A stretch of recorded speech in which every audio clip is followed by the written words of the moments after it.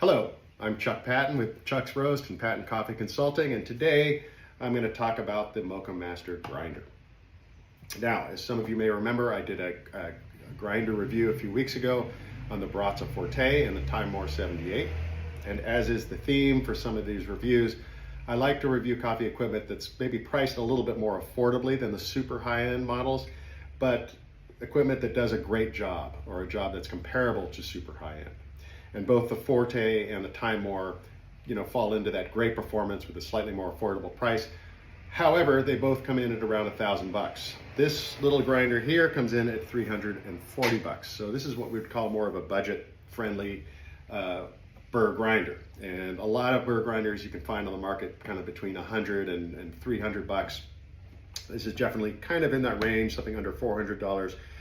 But what you get with it is a pretty bare bones grinder. So the Forte has a grind to weight feature, so it'll grind whatever weight you set it for or for time. And this one you have to basically turn and hold the on button until you brew the amount of coffee that you want, which means you have to weigh it separately and then put it in the hopper and grind it out. The Burr size for this little grinder, as you can imagine, is very small. It's 50 millimeters. That's actually comparable to the Baratza Forte, which is 54 millimeters, but it's much, much smaller than the Timemore at 78 millimeters. Now, the reason I have all this Moccamaster stuff in front of me is because Moccamaster was kind enough to give me this machine and this grinder to use at the World of Coffee in San Diego this last weekend.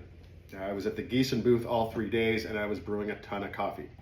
This grinder was paired with this brewer, and I was producing fantastic coffee. I've always been a big believer in Moccamaster brewers. In fact, my wife and I use this little one every morning.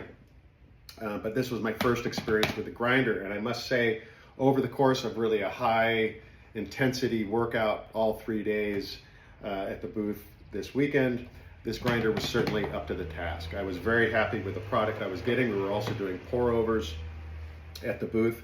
But with this grinder and brewer, I was doing washed coffee, I was doing natural coffee and honey coffee, and all of it tasted pretty darn good. I would not say it was exactly on the level of a great pour over, but I would say it was definitely comparable to the very best commercial brewers out there, for sure.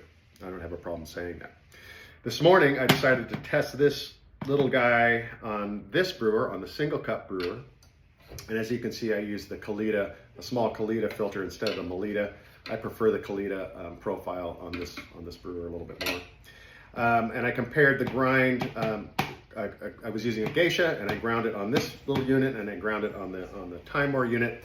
About 18 grams to about 18 grams of coffee to about 275 grams of water, so about a 14 to 1 ratio, 1 to 14 ratio. And as expected, the Timemore did produce a better cup. It was sweeter, it was more clarity, more transparency in the cup. However, I will say this one produced a solid, very, very good cup of coffee. The Timemore was just a little bit better, but based on the fact that this is $500 cheaper than the Timemore, I think it was a pretty good trade-off. Now, the build quality on this isn't quite the same as the Forte or the Timemore. In fact, this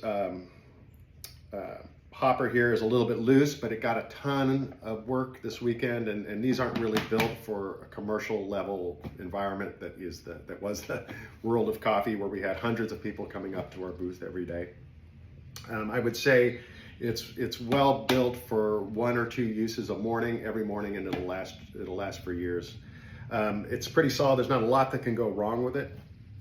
And the other kind of negative on this one is it does seem to have a little bit more static cling on the ground coffee than the Forte or the Timemore or maybe a higher end model.